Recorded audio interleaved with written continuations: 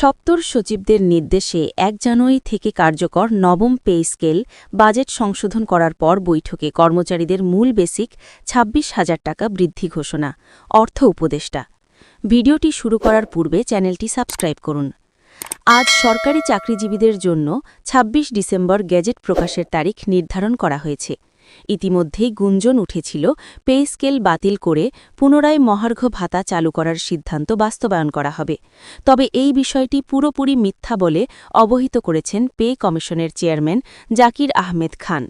তারা বলেন, সরকারি চাকরিজীবীদের জন্য ১ জানুয়ারি ২০২৬ থেকে নবম পে স্কেল কার্যকর করা হবে।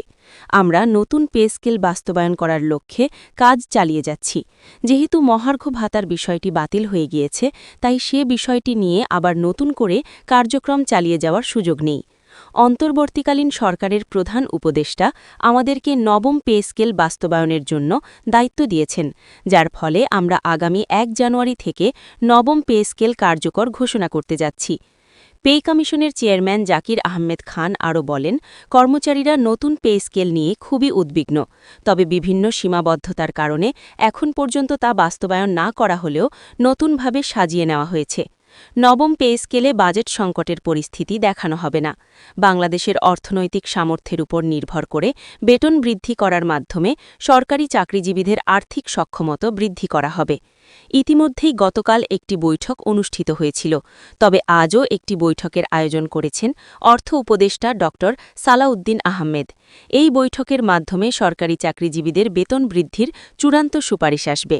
যারা সরকারি চাকরিজীবী আছেন তারা পরবর্তী আপডেট পেতে চ্যানেলটি সাবস্ক্রাইব করুন। সাংবাদিকরা যখন পে কমিশনকে প্রশ্ন করেন কবে সুপারিশ করা হবে, তখন কমিশনের একজন সদস্য নাম প্রকাশ না করার শর্তে বলেন, আমাদের ৯৭% কাজ শেষ হয়েছে। এখন শুধুমাত্র গেজেট প্রকাশের অপেক্ষায় আছেন কর্তৃপক্ষ। গেজেট প্রকাশ করা হলে সরকারি চাকরিজীবীরা পাবেন নবম পে স্কেলের আওতায় বেতন বৃদ্ধির সুবিধা। কর্মচারী মহলের একাধিক সদস্যরা যেভাবে তাদের দাবিগুলো উপস্থাপন করেছেন, তাদের সকল দাবি বাস্তবায়ন করা সম্ভব নয় বলে স্পষ্ট ভাষায় মন্তব্য করেন সংশ্লিষ্ট মহল। যেহেতু বাংলাদেশের অর্থনৈতিক অবস্থা কিছুটা ভঙ্গুর, সেক্ষেত্রে বেতন সমতার উপর নির্ভর করে বৃদ্ধি করা হবে। তবে সংশোধনীয় বাজেটে বেতন সর্বনিম্ন ৩০,০০০ টাকা বৃদ্ধির খসড়া নিয়ে বরাদ্দ দেওয়া হবে। কর্মচারীদের সর্বনিম্ন ৩০,০০০ টাকা বেতন বৃদ্ধি না করা হলে তাদের অর্থনৈতিক গতি ফিরে আসবে না। তাই অর্থনৈতিক গতি ফিরিয়ে আনার জন্য অবশ্যই সর্বনিম্ন বেতন ৩০,০০০ টাকা বৃদ্ধির নতুন পদক্ষেপ নিয়েছেন পে কমিশনের চেয়ারম্যান ও অর্থ উপদেষ্টা। ইতিমধ্যে অর্থ উপদেষ্টা বিভিন্ন সময়ে বিভিন্ন বিষয়ে কথা বললেও আগামী ১ জানুয়ারি ২০২৬ থেকে নবম পে স্কেল বাস্তবায়নের বিষয় এখন পর্যন্ত অটল রয়েছেন। তিনি চাচ্ছেন কর্মচারীরা যেহেতু দীর্ঘ ১ দশক থেকে বেতন বৃদ্ধির বিষয় নিয়ে আন্দোলন করে যাচ্ছেন এবং বিভিন্ন জটিলতায় জর্জরিত, তাই অন্তর্বর্তীকালীন সরকারের নির্দেশ মোতাবেক আগামী ১ জানুয়ারি নবম পে স্কেল বাস্তবায়ন করার মাধ্যমে দীর্ঘদিনের সমস্যার সমাধান করা হবে। ইতিমধ্যে বিভিন্ন সূত্র জানিয়েছে, কাজের অগ্রগতি প্রায় শেষ ভাগে পৌঁছেছে। শুধুমাত্র সচিবদের সঙ্গে বৈঠক করার পর সর্বশেষ সিদ্ধান্ত নেওয়া হবে। এই সিদ্ধান্তের অপেক্ষায় আছেন বাংলাদেশের প্রায় ২২ লক্ষ সরকারি চাকরিজীবীরা। প্লিজ আপনারা চ্যানেলটি সাবস্ক্রাইব করুন। গ্যাজেট প্রকাশ সম্পর্কে ইতিমধ্যেই পে কমিশন বলেছেন ২৬ ডিসেম্বর প্রজ্ঞাপন জারি করা হবে। বাজেট সংশোধন সহ সকল কিছু পর্যালোচনা শেষে ২৬ ডিসেম্বর গেজেট প্রকাশের পরেই সরকারি চাকরিজীবীদের বেতন বৃদ্ধির নতুন সূচনা তৈরি হবে।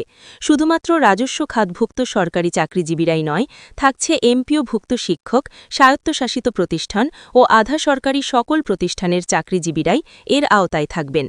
নতুন পে স্কেল কার্যকর হলে সরকারের ব্যয় বছরে ৭০,০০০ কোটি টাকার মতো বাড়তে পারে।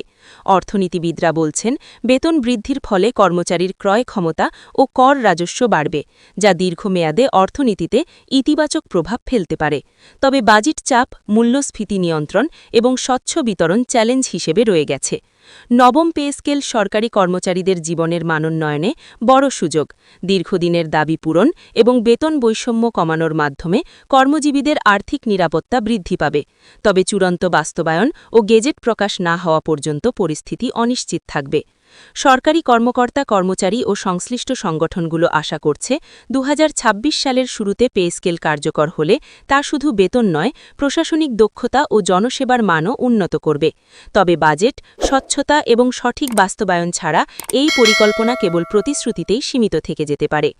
ভিডিওটি শেষ করার পূর্বে চ্যানেলটি সাবস্ক্রাইব করুন।